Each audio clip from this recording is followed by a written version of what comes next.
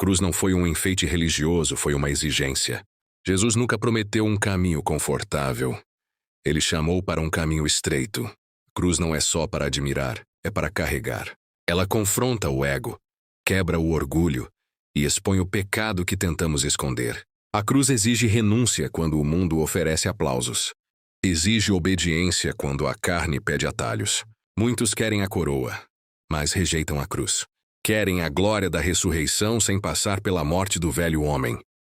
Mas sem cruz não há transformação verdadeira. Sem cruz não há discipulado real. A cruz nos chama a morrer para o pecado e viver para Deus. Não é uma exigência leve, mas é o único caminho que leva à vida. Nesse vídeo vou revelar toda a verdade sobre esse assunto. Vamos iniciar esse vídeo. Em Mateus 16:24, Jesus diz: Se alguém quer vir após mim, negue-se a si mesmo, tome a sua cruz e siga-me. Aqui está a essência da exigência da cruz. Jesus não fala de religião, fala de renúncia. Tomar a cruz significa abrir mão do controle da própria vida e permitir que Deus governe decisões, desejos e caminhos. Um exemplo simples aparece quando Jesus chama os discípulos em Mateus 4:19 e 20. Pedro e André deixaram imediatamente as redes. Eles não negociaram, não pediram garantias, não esperaram um momento melhor.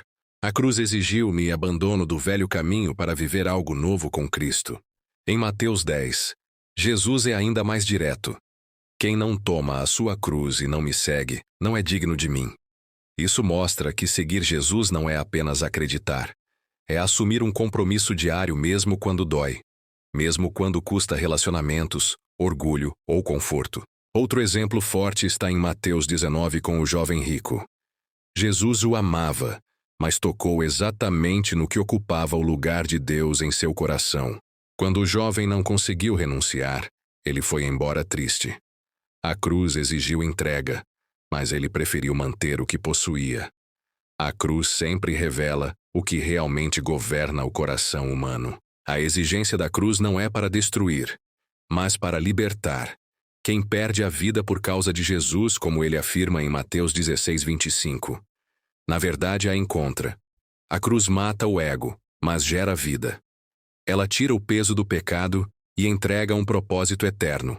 Seguir Jesus, segundo Mateus, não é apenas levantar a mão, é mudar a direção, é morrer para o pecado, para o orgulho e para a vontade própria, para então viver uma vida conduzida por Deus.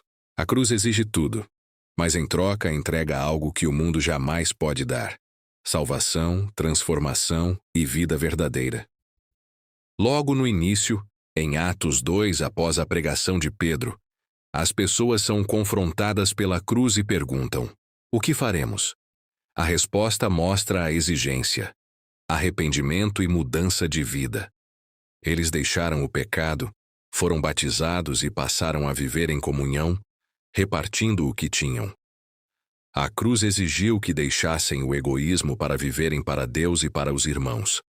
Em Atos 4:19 e 20, Pedro e João são proibidos de falar sobre Jesus, mas respondem que não podem deixar de anunciar o que viram e ouviram. Aqui a cruz exige fidelidade acima do medo.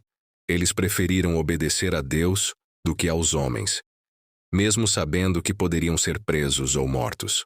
Um exemplo marcante está em Estevão. Em Atos 7, ele anuncia a verdade sem negociar, mesmo diante da morte. Enquanto era apedrejado, ele perdoa seus perseguidores. A cruz exigiu a própria vida, mas revelou um coração completamente rendido a Cristo. Em Atos 9, vemos a conversão de Paulo. Ele perde prestígio, posição e conforto para seguir Jesus. A cruz exigiu que ele deixasse o passado para viver o propósito de Deus. Aquele que perseguia a igreja passa a sofrer por amor ao nome de Cristo. Em Atos 16, Paulo e Silas são presos injustamente. Em vez de reclamar, eles oram e louvam a Deus. A cruz exige confiança mesmo na dor, e daquela prisão nasce salvação para o carcereiro e sua família. A obediência em meio ao sofrimento gerou vida para outros. O livro de Atos mostra que a cruz não é apenas um símbolo, é um estilo de vida. Seguir Jesus significa viver disposto a perder, sofrer e obedecer, confiando que Deus transforma a dor em testemunho. A exigência da cruz continua a mesma: vida entregue, coração rendido e fé que não recua, porque quem vive pela cruz experimenta o poder de Deus em ação. Em Apocalipse 2:10, Jesus diz à igreja de Esmirna: "Sê fiel até a morte, e dar-te-ei a coroa da vida." Aqui a cruz exige constância. Eles não são prometidos livramento da dor, mas a recompensa eterna. A cruz ensina que obedecer a Cristo vale mais do que preservar a própria vida. Em Apocalipse 12:11, a palavra afirma que os fiéis venceram o mal, pelo sangue do Cordeiro e pela palavra do seu testemunho, e não amaram a própria vida até a morte. Isso mostra que a cruz exige entrega total. O amor a Cristo foi maior do que o apego à própria segurança. Outro exemplo forte está em Apocalipse 3:15-16, quando Jesus repreende a igreja de Laodiceia. Ele rejeita uma fé morna, confortável e sem compromisso. A exigência da cruz é uma fé quente, viva, que não tenta agradar o mundo enquanto diz seguir Jesus. Em Apocalipse 14:4, os que seguem o Cordeiro são descritos como aqueles que o acompanham por onde quer que ele vá. Isso revela o verdadeiro sentido da cruz: seguir Jesus sem reservas, mesmo quando o caminho é difícil ou incompreendido. Apocalipse também mostra os mártires em Apocalipse 6:9-11. Pessoas que foram mortas por causa da palavra de Deus e do testemunho que mantiveram. A cruz exigiu tudo deles, mas Deus promete justiça, honra e descanso eterno. A mensagem de Apocalipse é clara: a cruz não é apenas o início da fé, é o fim fiel da caminhada. Quem permanece firme, vence. Quem se rende a Cristo, reina com Ele. A exigência da cruz é alta, mas a recompensa é eterna. Vida com Deus, vitória final e glória que jamais passará.